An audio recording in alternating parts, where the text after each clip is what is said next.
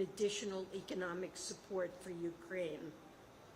Since the early days of the war, we've partnered with a multilateral coalition of over 30 countries to impose severe economic costs on Russia for its brutal assault. Our twin goals are to degrade Russia's military-industrial complex and reduce the revenues that it can use to fund its war. And we're seeing the impacts of these actions. The Russian military is struggling to replace over 9,000 pieces of heavy military equipment that it's lost since February of 2022. It suffered production shutdowns at key defense industrial facilities.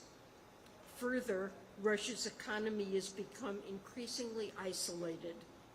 Estimates indicate that nearly 1 million Russians may have left the country last year, and this is putting downward pressure on its productive capacity going forward. As President Biden has said, we will stand with Ukraine in its fight for as long as it takes. We commend our allies for stepping up their direct assistance, and we believe it's critical that the IMF move swiftly toward a fully financed program for Ukraine, as they've said that they will do. Continued robust support for Ukraine will be a major topic of discussion during my time here in India. Over the next couple of days, I also look forward to working with my counterparts to advance work on the global macroeconomy. While there are significant headwinds, it's fair to say that the global economy is in a better place today than many predicted just a few months ago.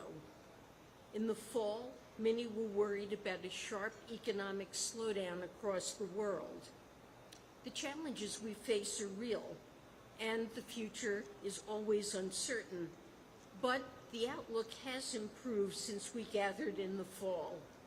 In its most recent estimates, the IMF forecasts global growth of 3.2% during 2023, which is a notable upgrade since its October report.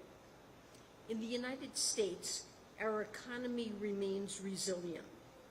Year-on-year headline inflation has moderated over the past few months as supply chain pressures have eased and global imbalances have subsided.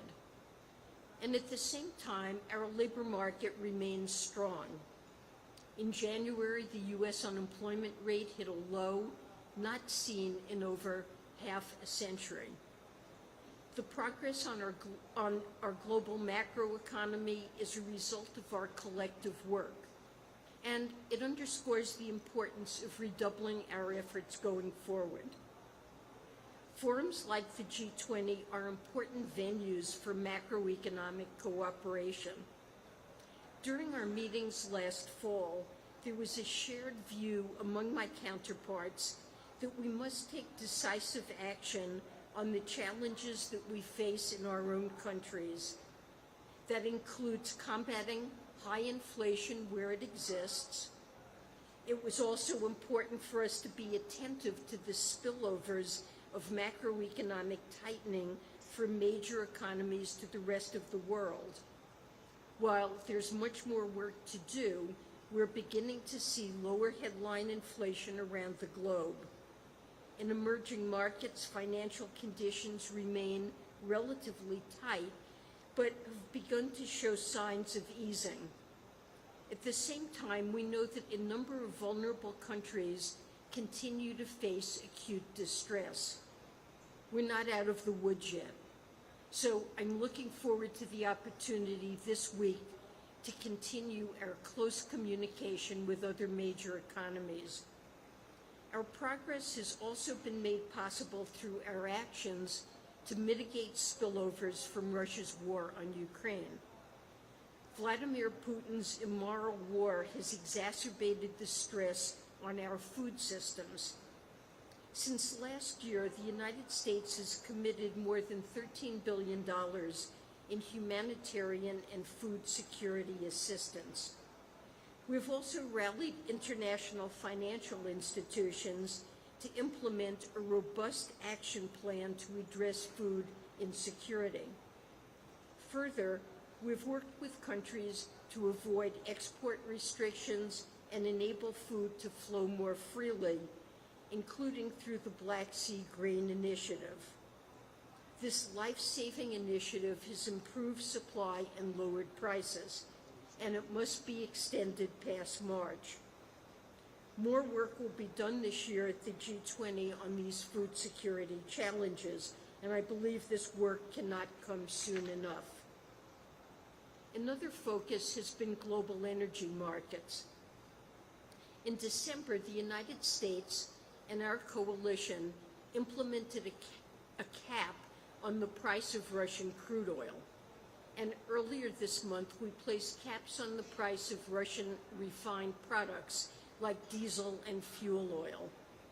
So far, we see clear signs that our policy is working to reduce Russian revenues and stabilize global energy markets. Even as global oil prices have remained relatively stable over the past few months, Russian oil prices have fallen substantially. Last month, the Kremlin's oil revenue was nearly 60% lower than in the immediate aftermath of the invasion. We've continued to see emerging markets negotiate steep discounts on Russian oil, which keeps oil on the global market but sharply reduces the Kremlin's take. Over the next 2 days, I also look forward to continuing the G20's work to build a stronger and more resilient global economy. This includes advancing work on debt, climate change, and the evolution of the multilateral development banks. First, we need to work together to ease the debt overhang that is holding back too many countries. The IMF estimates that around 55% of low-income countries are close to or in debt distress. I will continue to push for all bilateral official creditors, including China, to participate in meaningful debt treatments for developing countries and emerging markets in distress. Most urgent is the need to provide debt treatment to Zambia and to commit to specific and credible financing assurances for Sri Lanka.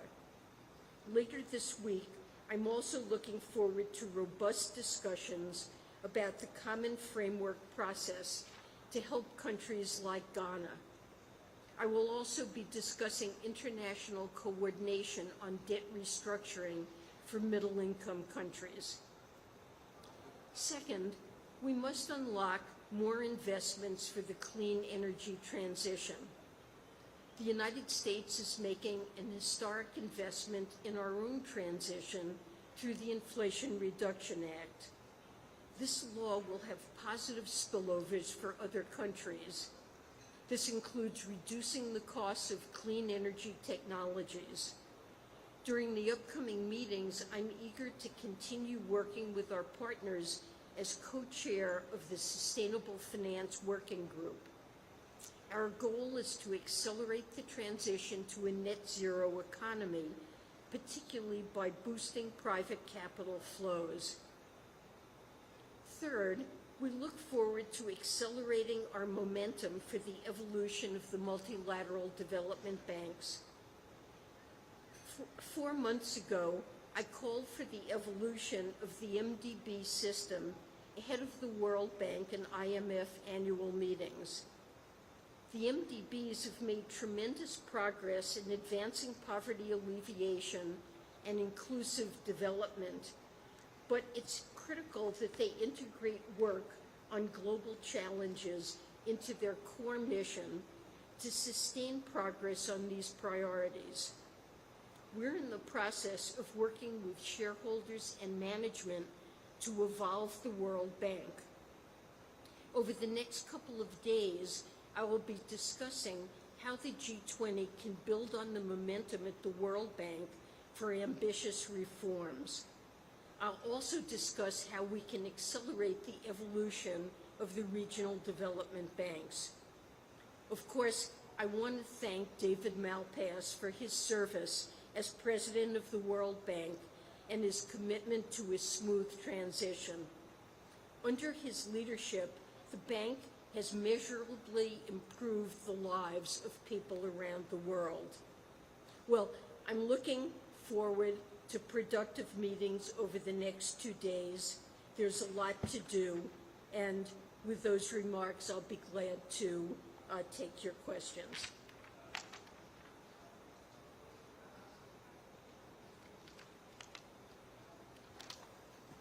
Thanks very much, Secretary Yellen. Alan Rappaport with the New York Times.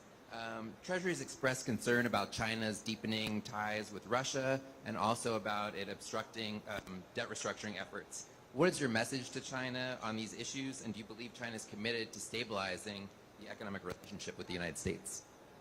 So let me say, with respect to sanctions and aid to Russia, we have made clear that providing material support to Russia or assistance with any type of systemic sanctions evasion would be a very serious concern to us. And we will certainly continue to make clear to the Chinese government and to companies and banks in their jurisdiction about what the rules are regarding our sanctions and the serious consequences they would face for violating them. Beyond that, I really don't want to characterize U.S. intelligence with respect to sanctions violations. But with respect to debt, I'm hopeful that China will be constructive and understand the need of countries like Zambia that I visited recently and saw how significant a barrier to economic progress the debt overhang is that Zambia faces. It's something that's preventing economic reforms from stimulating growth in a country that has put significant reforms into place and is ready to see greater investment, private investment take place. So I think it's important for China to cooperate. Sri Lanka is also a country of concern where China plays a significant role and needs to come to the table. The conversations that I've had with my Chinese counterparts have been constructive, and I'm hopeful that we will see progress in China in the coming months, but it is very important. All right, next question for Dave Lauder, Reuters. Hi, thanks, Secretary. Yesterday, the World Bank announced that it is starting to take nominations today for the next president of the World Bank. And one of the criteria they laid out was they would like to see applications from women candidates. And I'm just wondering sort of what your plans are for nominating. Do you expect to put someone forward today? Do you think it's time for a woman to lead the World Bank? And please feel free to share a name with us. Well, thanks for that question, Dave. We appreciate the opening of nominations by the World Bank Executive Board, and we believe it's important that there be a transparent, merit-based, and swift nomination process for the next World Bank president. We intend to put forward a candidate to lead the World Bank, someone that we think meets the has the strong qualifications that are necessary to lead the World Bank and will be committed to the kind of reform process that we want to see the bank engaged in, someone who shares a commitment to the bank's longstanding work to fight extreme poverty and promote prosperity, and will also undertake addressing the global challenges like preparing for future pandemics and addressing climate change. So beyond that, we intend to quickly put forward a well-qualified candidate, and I don't have any updates for you on who that will be. Stay tuned. Goes to Victoria Bloomberg.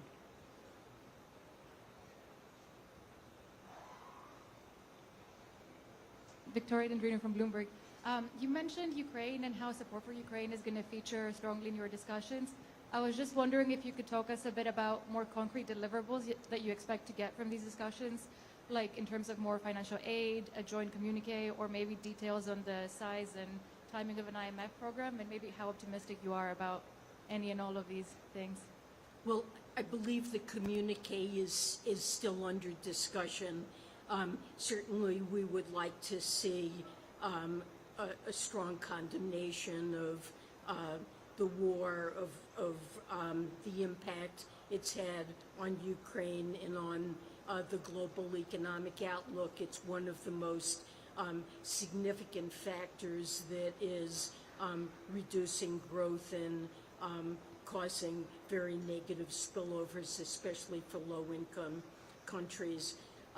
We very much want to see the IMF negotiate an agreement to lend to Ukraine.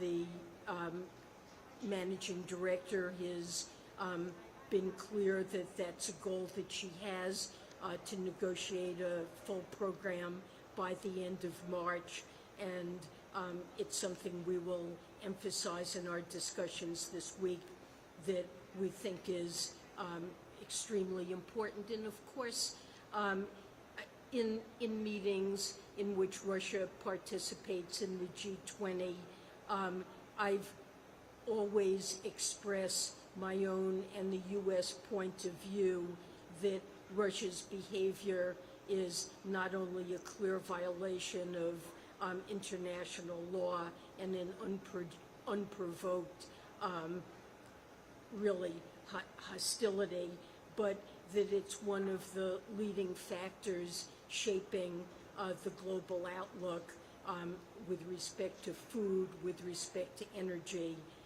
and harming the global outlook generally. And that's certainly something that I will emphasize in our meetings here, and I'm sure that other countries will as well. Next question goes to CB Arasu with Associated Press. Hi. I just want to ask, given that Russia has withdrawn from the nuclear treaty as well now. I'm sorry, the what? Can I hold them? Given that Russia has withdrawn from the nuclear treaty as well, can we expect further sanctions from the US against Russia? And also, given that the G20 presidency and some other member countries are still neutral with regards to the Russian invasion of Ukraine, could you maybe shed some light on how negotiations about taking a stronger position as the G20 against the war is going on? Well, with respect to the communique, I would say that that's still under negotiation, but the G20 communique that was issued in Bali contained strong language on this, and the leaders' communique contained equally strong language. So if this has been achievable in the context of G20 negotiations. You asked about sanctions, and we have ongoing work on sanctions, working with our partners. We are seeking to strengthen sanctions and to make sure that we address violations of sanctions, and clearly the Russians are looking for ways, routes to backfill. We have deprived them of many channels through which they can obtain the materials that are critical for their defense efforts, and they're looking clearly to backfill to obtain that, and that's a particular focus that we have in mind, both with respect to enforcement and perhaps with respect to further sanctions. Next question goes to Sebastian with AFP.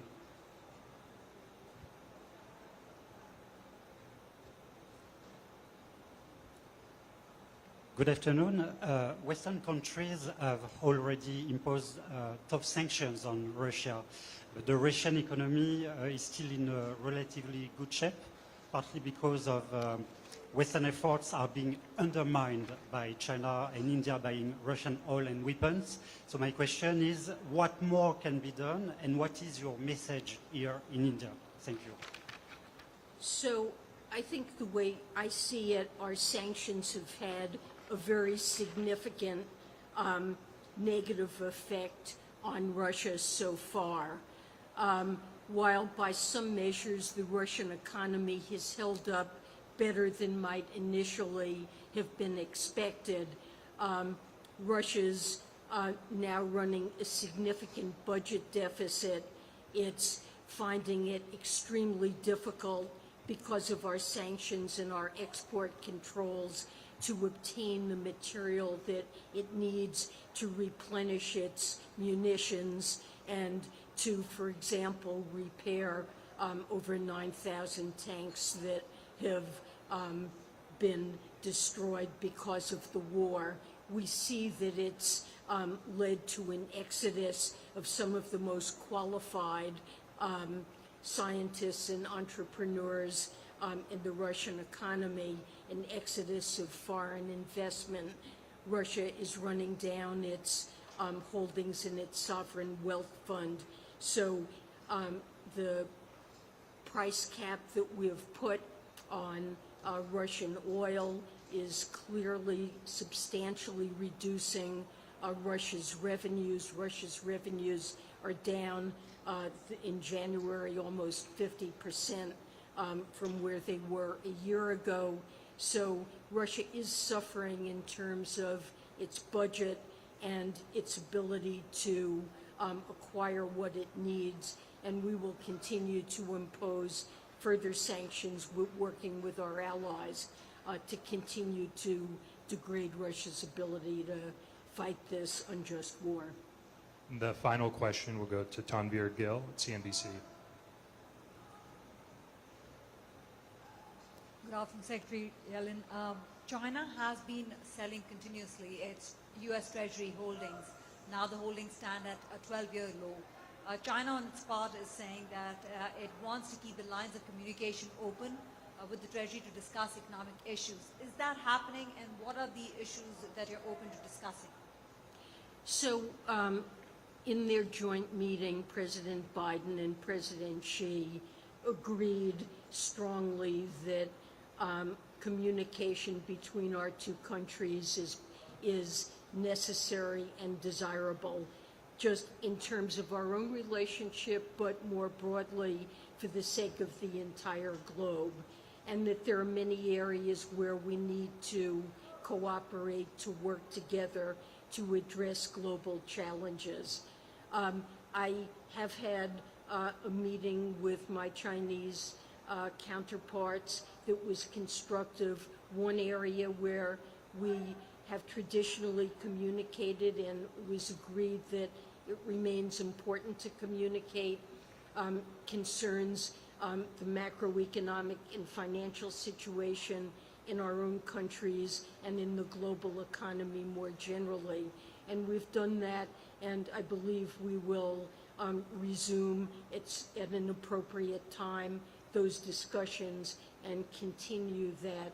In addition to that, on matters like food security, debt, climate change, these are all matters of global significance where we do have the ability to cooperate, and we will resume, I certainly expect that we will resume discussions with the aim of doing that. I don't have a specific time frame in mind for doing that, but I believe it's important to do so, and I certainly am open to having those conversations.